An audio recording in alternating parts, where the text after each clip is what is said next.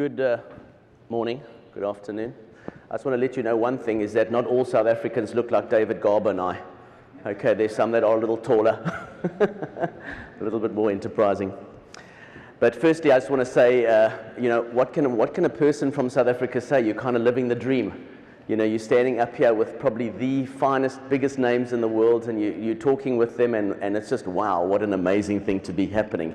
So I'm truly honored, truly blessed, and truly say thank you to Dental XP, from everybody, from Eddie to the whole crew, to say thank you for the invitation and for what you've done for, I think, all the small guys, and I don't mean small like small in stature, I mean small as in, the guys who come from South Africa and things like that. We've had some phenomenal lectures. I think in speaking to a lot of the people from the lectures, I think there's, from when we talk about Danny Boozer's lecture, when we talk about Dennis Tarnow's lecture, one is on the one extreme and the other one's on the other extreme. And I think a lot of people walked away from that thinking, oh hell, now what do I do? Do I follow Danny Boozer? Do I follow Dennis Tarnow? And really depends where you come from. I suppose if you're European, you'll hit Boozer, and if you're from America, you'll hit Tarnow. But the fact of the matter is that I think both of them were wrong. You think, is he some kind of nut? But both of them were right. The fact of the matter is I think far too often what we do is we box our patients. And I think the one person that portrays that best out of anybody is Homer Zadeh. And I think there's a lecture he gives on Dental XP, which I think gives the parameters for which you can choose the different type of procedure that you need to go through for that patient, which is so critical.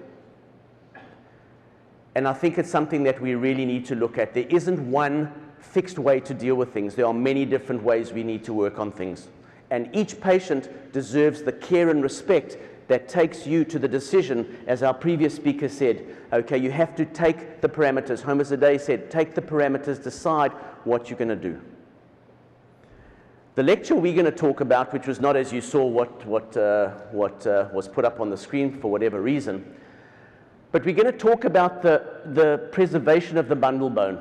Is it myth or reality? Because ultimately what everyone's been speaking about so far has been the fact, how do we compensate for the loss of the bundle bone? So if we go into I haven't even got my thing. I'm moving so fast. South African brains move a little faster. So when we look at treatment planning, okay, and these are some of the parameters, not all. And as I say, go and see Homer's lecture. But when I look at the things, the treatment planning essence is that we need to look at single sites. We need to divide up our cases to make a decision how we're going to treat our patients. Multiple implant sites are very different to single implant sites, and we'll show you why. Thin gingival morphotypes have their own issues around how we deal with these things. And pontic sites. How do we deal with pontic sites? What are we going to do with these pontic sites? What are the treatment possibilities that we have that will allow us to get the best optimal result? Let's look at the aesthetic problems associated with implants, because we saw over the last few days, we've seen only the best.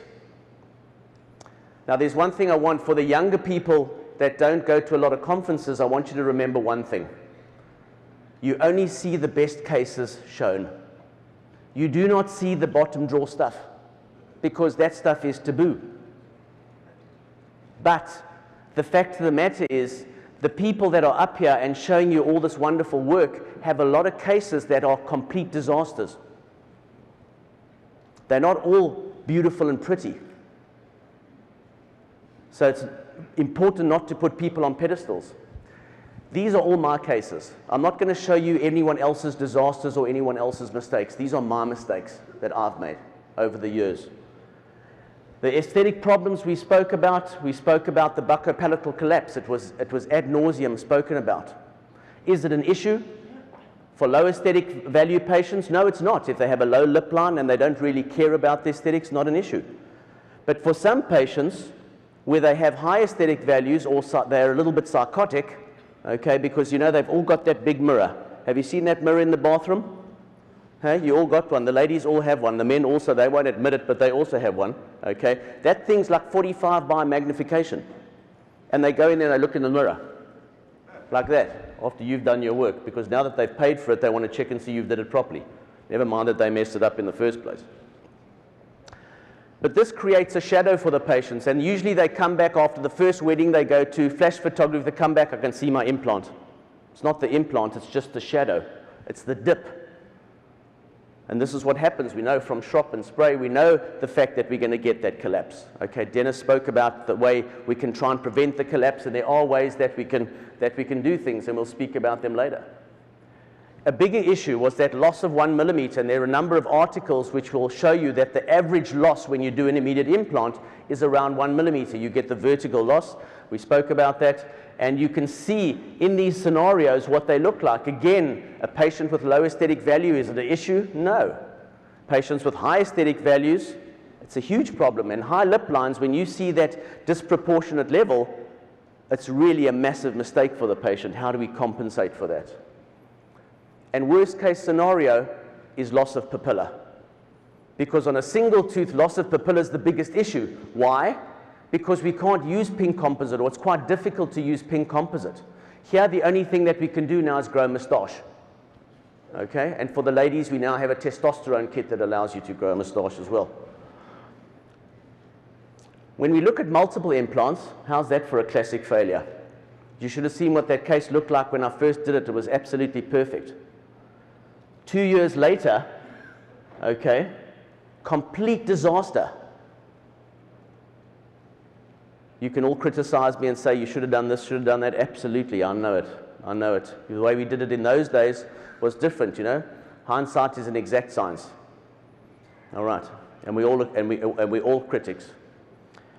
You look at this case and you say to yourself, okay, I think we'd be quite happy. You know, we've 3 implants. We could probably add some pink in there, but if you look at the emergence profile of the teeth, we've developed the tissue, we did ridge preservation in the Pontic site. And you think to yourself, if we show this at a conference, you say, hey, not bad. Okay, prosthetics in South Africa aren't great. Please don't assess me on that. I'm not a prosthodontist. I'm a surgeon only. But the fact of the matter is, when you put the lips around that, okay, if we look at Dave Garber did a brilliant thing that we related to. Proud South Africans, we look at I think the only other export that's more famous than David Garber is Elon Musk. Okay. And then we look at disasters like this. Beautiful lady, high lip line, never came back after that. Do I blame her? These were the days before we had pink composite and before we were looking at those kind of things. But we had to do bone grafting, so we had to raise flaps, etc., etc. And these are the conditions that we have. These are the things, and the more teeth you have, the bigger the disasters. And let's look, because Alessandro showed us some beautiful cases, but again, remember, they're his beautiful cases. Because let's look at this case of mine, bone and soft tissue issues, full reconstructions, 7 years post-op. Okay, phenomenal case, what a success. Let's look 13 years post-op, wow, amazing. The problem is there's something that we don't understand. There's something we don't know. How do we determine the genetic susceptibility of this patient to resorption? Because the implants certainly aren't holding things back. The only good thing about this patient is that she used to go to the kitchen at 12 o'clock and make herself a honey sandwich. That's how she landed up. She was anorexic, makes honey sandwiches at 12 o'clock. The only good thing now is that she now has space to keep the sandwich. She doesn't have to go and get one in 12 o'clock. She just sucks it out the top. Here's another one of my cases. 4 years post-op. Phenomenal results. Criticize it all you like. Because we have cases. Not all the cases do this. Okay, not all the cases. These are the really bad ones. But these are the bottom drawer things that we have to think about, because what happens is we come to a conference like this, we see everybody doing fantastic stuff, and we think to ourselves, my God, I don't do anything close to that. My stuff more looks like this. Because this is reality. And this is what all of the guys who sit at podiums talk about too. This is the stuff that we've got. But we don't show them. But it's important to see this stuff. And we know why. We spoke about the bundle bone. Okay, we know that the bundle bone belongs to the tooth. There's so many great studies. Araujo is probably the biggest quoted study of any. Ron Nevins did a great study in 2006 where he showed the collapse of the bundle bone. Really, I mean, it's a no-brainer. We understand it. We know it. It's where it is. We know that the bundle bone belongs to the tooth. It's embryologically developed from the tooth. So if it's embryologically developed from the tooth, you take it out, it goes with the tooth. Adios, amigos. It's my 2 Spanish words, I know. So, dentists being dentists, we're quite an innovative bunch, and we've got some really amazing brains, okay, that really started to come up, because I think in 2009 when Danny Boozer and Stephen Chen did their systematic review, which said that immediate implants should not be done anymore, okay, we should move away from immediate implants, the guys started to look critically and say, yes, they're right, we are not getting the long-term aesthetic result that we're looking for. Things are collapsing, as I showed you, things are resorbing. So we came up with a whole lot of plans, okay, Uli Grunder, connective tissue grafting with tunnel technique. Homer Zadeh, which gave us a quick lecture on the Vista technique, which is a brilliant technique by a brilliant surgeon. Connective tissue grafting. And then there's socket shield, which some of you might have heard of and some of you might have never heard of in your life. But I think socket shield is something that's going to completely change things for us. So let's look at the first one. Uli Grunder showed us in this case series, it is a case series, but he showed that when you do a crestal approach, when you do a tunnel technique with a connective tissue graft at the same time of implant placement, you got a gain of around 3.4 millimeters. So if you look at this, the classic soft tissue thickening, which is critically important, it was mentioned how critical that soft tissue augmentation is. And just to go through these, it's not important to show the cases. I like to fit the tooth back.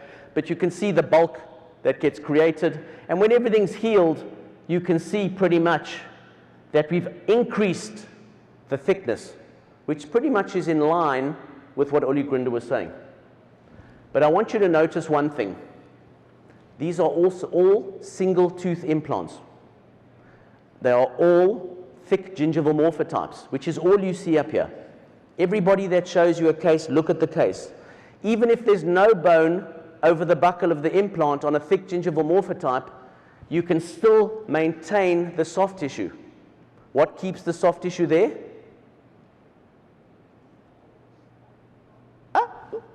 The teeth next door will keep the soft tissue in place. So you can have a fantastic result. Doesn't mean there's bone over the buccal of that implant.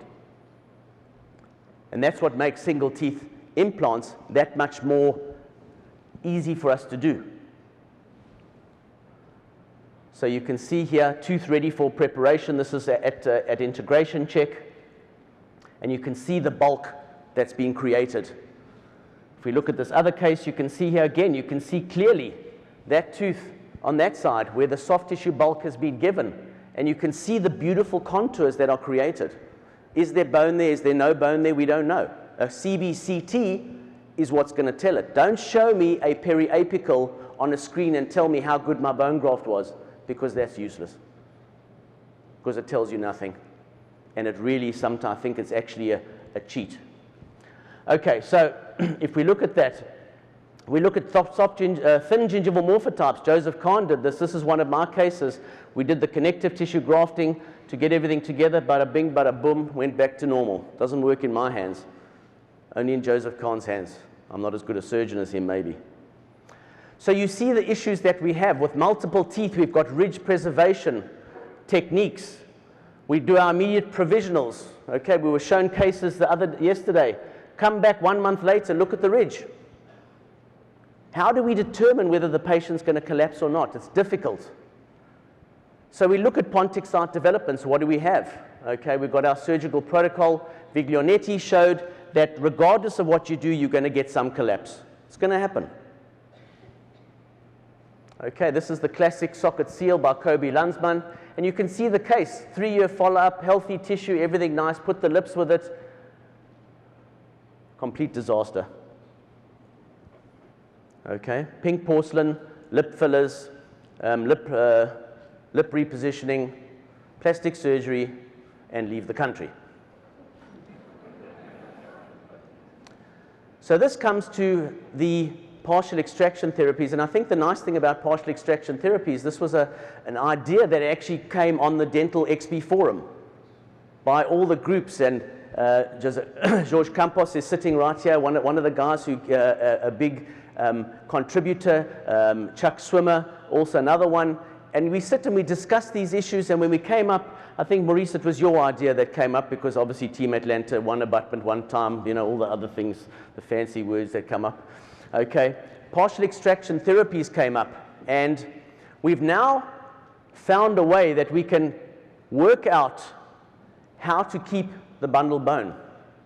And by doing this, by not extracting the teeth in completeness, we can maintain everything that's been lost. So there's 3 parts that come under partial extraction therapy. Socket shield is one of them, which we'll go into. Root submergence technique, which Maurice already mentioned. And the third one is Pontic shield. That one I came up with all on my own. But it did have to go past Maurice. And we'll explain to you what each one is and how each one works. So this is from the article that's been accepted. It hopefully will be published in 2016. And basically, we've got our 3 parts. There's our socket shield. So we're leaving the part of the tooth and foxing the body into thinking that the tooth is still there. So the question obviously comes, but hold on a second, we're foxing the tooth into thinking what's there. What happens with the tooth and the implant?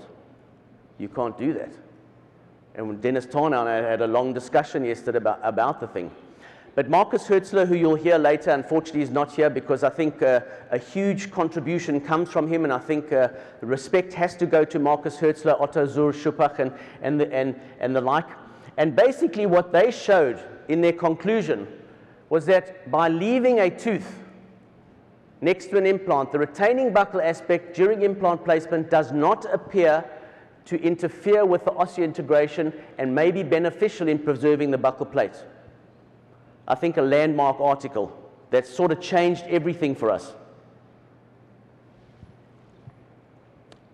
The first thing that people said was, it's never going to work.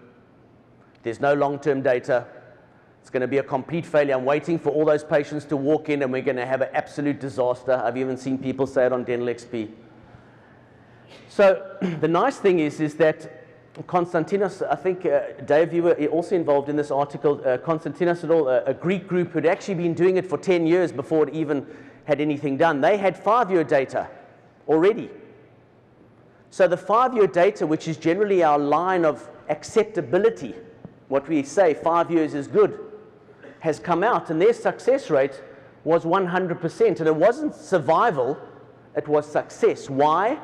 Because they'd maintained the integrity of the soft tissue, of the bone, of the aesthetics long-term over 5 years. There was no collapse at all. Not 1 millimeter, not half a millimeter. And this is revolutionary stuff. It is so exciting. It is just the results that are coming out are so phenomenal, and it's not just in my hands. It's predictable in everybody's hands that's using it. So let's look at the case, because this is basically the technique, and this technique has just come out. Again, Champras and Dave Garber was again involved in that. Dave, unfortunately, we're going to publish one to show a different technique, and I'll explain why. Okay. This is Hertzler's original technique, and with the original technique, what he does is he basically takes an implant drill and he goes through the center of the implant and gradually expands it with implant drills. And we changed this for a number of reasons. When you use an implant drill, firstly, they're damn expensive and they have to be sharp. So your cost suddenly goes up for doing these treatments.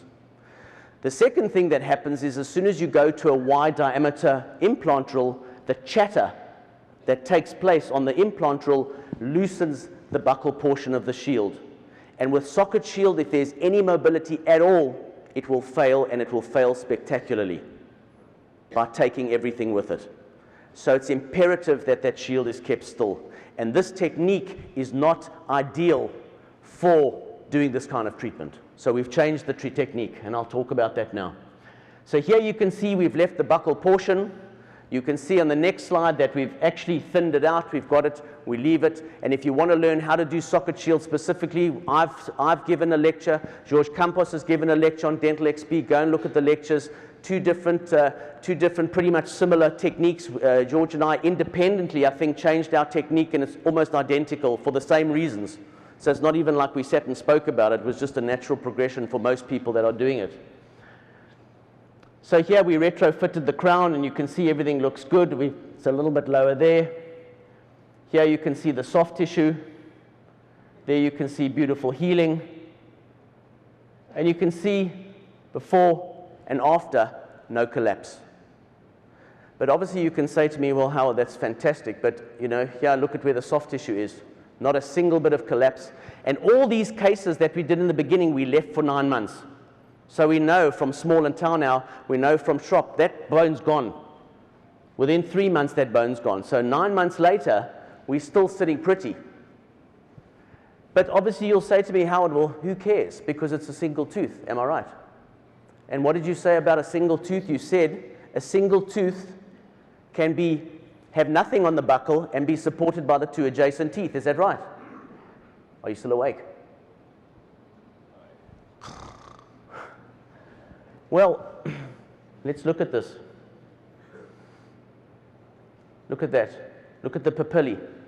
Perfect, but the papillae are not determined by the implant, is it? The papillae is determined by the adjacent tooth. Okay, interproximal height of bone studies. God, what didn't you guys fucking do? Crazy. But let's have a look at this, because look what it is. It's 2 implants next to each other. This is not one implant. And look at the bone in between. Look where it's sitting. And look at what the papilla looks like. Here's another case where you can see CBCT, what the whole issue looks like. Look how beautifully we've maintained the buccal bone. Absolutely phenomenal.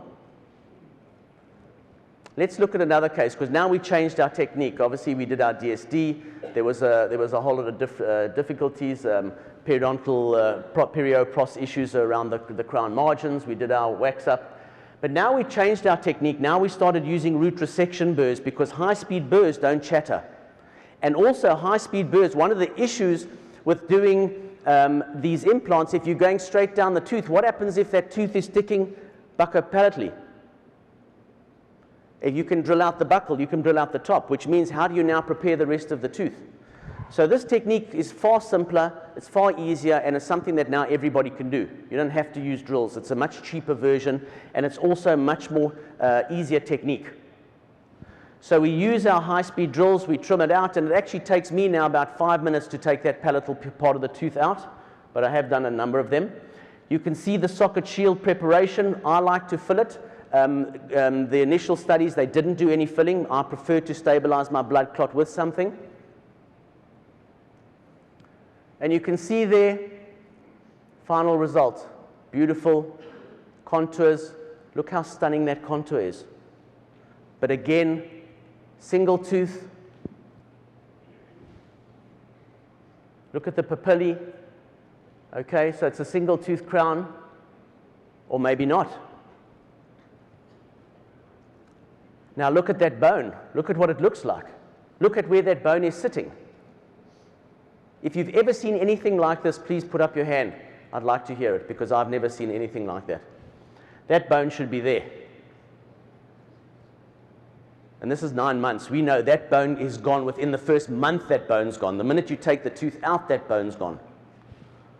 And you can see the dimensions, the buccopalatal dimensions are just phenomenal. Here's another case that I did. This implant I did 12 years ago, and we did a socket shield right next door. You can see the little bits of socket shield here. April, March 2016. I didn't show you the photos, but I mean, these are just phenomenal follow-ups that we've got to see what we can now maintain interproximally, buccopalatally. Nothing's collapsing anymore. So for me, this is a revolution. This is a case I did. We always, you start to push the envelope as much as you can, and this is a case that we did where we had apical infection. So if you look at the scans, you can see the apical infection. There was perforations. We had fenestrations in these areas. So we decided we did our socket shields using the technique that we use. Shaped the socket shields, did everything right, raised an aesthetic buccal flap. This is a la Maria Steigmann. But these days, fun enough, Homer would actually do it with the Vista technique, and I do it that way because it's far more atraumatic. And cut off that tip of the root, do our normal bone grafting, normal, just the same as everybody else does, PRF, Jason membrane, xenograft, etc., etc., etc., sticky bone. Here, because we didn't have great primary stability, okay, this is, I suppose, a part of the dual zone therapy, which is important, is we created customized abutments, which I think is critically important here, because you need to create space to allow the socket shield to be covered by gum. And you can see what we've done is we recreate the socket shape. So when you look at it, you almost can see the shape of the crown. Absolutely important, because that helps to stabilize that soft tissue. So we leave that in, and this patient came back only once a year because she flies in from a different city in South Africa.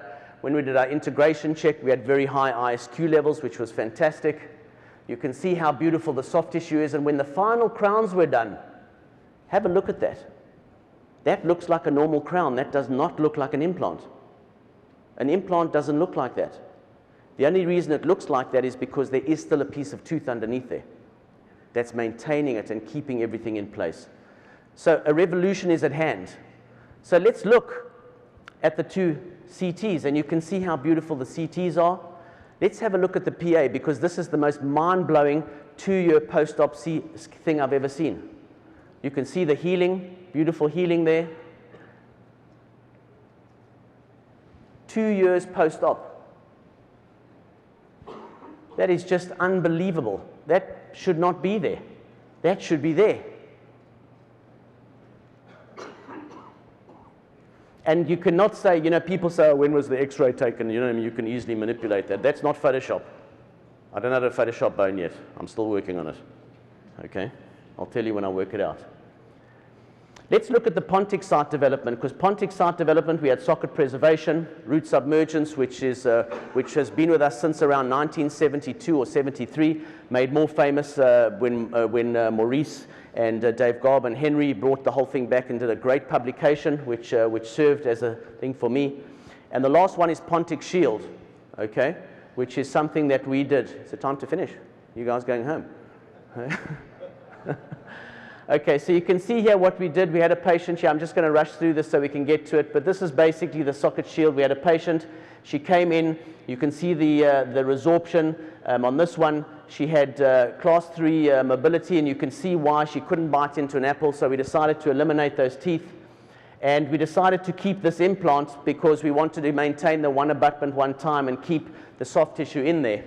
So what we did was we took, this is the article that Maurice and Ishikawa wrote, and we used our socket shield, not socket shield, we cut everything down the right way we did. We rotated a palatal flap a la Carlos Nemkovsky, and you can see how beautifully we left everything in contour, so that when you look at things, you can see how much bulk has been maintained. And we decided on a cantilever here, for the pure reason that we didn't want to take off the bridge there. The minute we take off that second crown, the risk of collapse of that papilla was high. So we wanted to leave it, and you can see 14 months post-op, you can see the bulk, and most importantly, you can see the smile. Look there and look there. A very high aesthetic value case. A beautiful woman, a beautiful patient, somebody I loved having in my practice, and this kind of had the make or break of it. So let's go over to the post-op radiographs. You can see there. And here's a case which I posted recently on Dental XP, and you can see what happens with the vital root submergence. Here you can see immediate post-op. There you can see 3 months post-op. You can actually see the bone growing over the top, and that root retains its vitality. So there's no endo needed, there's nothing. You just cut it off, leave it open, and that's all you do. Phenomenal bone growth. Then we came up with Pontic Shield, which has also been accepted, because the problem came is what happens in cases like this where you want to do a root submergence, but you've got an apical infection. So it was just a natural move to do a hybrid of the two. We did a socket shield, curated out the apex, did a socket seal a la Kobe Landsberg, and everything worked out. And by the time, this was the first case that we did, we were going to do bone grafts there, implants, but look how we've maintained the ridge. There's no collapse of the ridge. And now it's easier, okay, and Deborah, I'm sure you'll agree, it's easier to graft that than to graft around the corner. You can graft once there and once there. Much, much easier for us to graft with. So here you can see one of the cases that we did with the Pontic shield, really badly damaged teeth, no chance of any resurrection, and really difficult for us to do. So we did multiple root submergences here. Socket shields here we covered with a free gingival graft that was de-epithelialized.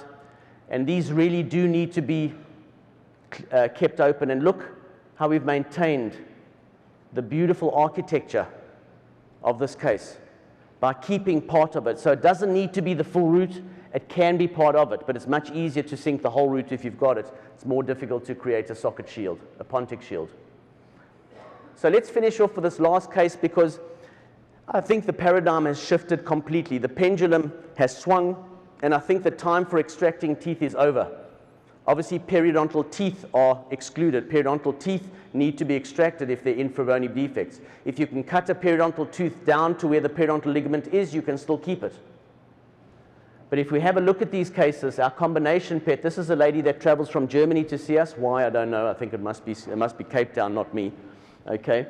But you can see aesthetically very poor. This whole bridge over here had broken down. Both of these two teeth were badly decayed. Okay. At the bottom here, we had a suspicious periapical area, so we didn't want to do a full root submergence. Okay. So when she first came for the first bit of treatment, we placed our implants. This area, socket shield, Pontic shield over there, preparation, preparing everything. She also needed a ridge split. She needed a sinus lift, etc., all done at the same time, closed up, socket seal. Then these two teeth in the front were supposed to, in Germany, she was supposed to be an orthodontist, and they were supposed to then align those two centrals. But what happened is she fractured this in half. That central got fractured in half, so we could no longer use it, and they said they can't do the orthodontics anymore. So now we sat with the dilemma. There was a pocket on the palatal of this one, so we decided we'd eliminate that and include it in our bridge. So here you can see vital root submergence, socket shield, and behind root submergence. Here the rotated palatal flap. Here was just placed a normal implant. Okay, but remember now that here we've still got our tooth, we've still got a tooth over there which will protect and not allow things to collapse as much. So when everything was done, you can see she came back. Now we exposed these. This was now 1 year later that we did these ones, and we now placed a provisional, an immediate provisional. And at 2 years, when she came back the second time, you can now start to see the kind of healing that we've got on the ridge. There's no major surgery. It's fairly simple. We're just retaining everything. And if we look at the case as a whole, okay, here we did apically repositioned flaps. You can see the difference. Those of you who did the soft tissue, the bone course with us, you can see how important the apical repositioning is to create the right soft tissue. I'm going to finish on this case. And if you have a look over here where everything collapsed. So it's nice because you've got a control to see the one side to the other, what the whole thing looks like. And this is what she looks like now. This is at final placement of the final crowns. We're waiting for it to come back to see whether we get our papilla infill into these areas. Okay? But the critical issue here is that long term there's going to be none of that collapse, because I don't know where she fits into the whole scheme. Is she a big collapser or not a big collapser? That's a new term. You can coin that one. And if we look at the CBCTs, you can see there's the root submergence, socket shield, and Pontic shield. The last one over there is the Pontic shield. You can see how we've maintained over that 2 years the ridge width. So there's been zero collapse. In summary, and to finish off, I think this is probably one of the most exciting things that's happened in dentistry in recent years, certainly in implantology. I think there's still a huge amount of work to be done, and it's great to be working with Maurice and Henry and with the groups in Spain who are doing phenomenal work, George Campos and his co-workers, and I think it's probably coming soon that we develop a multi-center study, and we've been speaking about that. Some of these techniques are very challenging, and if you're a beginner, maybe it's not the right thing for you to do straight off. Okay, it is for a bit more seasoned veterans. But I certainly think that there's a paradigm shift here. And I think we need to stop thinking about how fast we can extract the teeth and start thinking about how much of that tooth can we keep to prevent this collapse. And with that, I say thank you very much.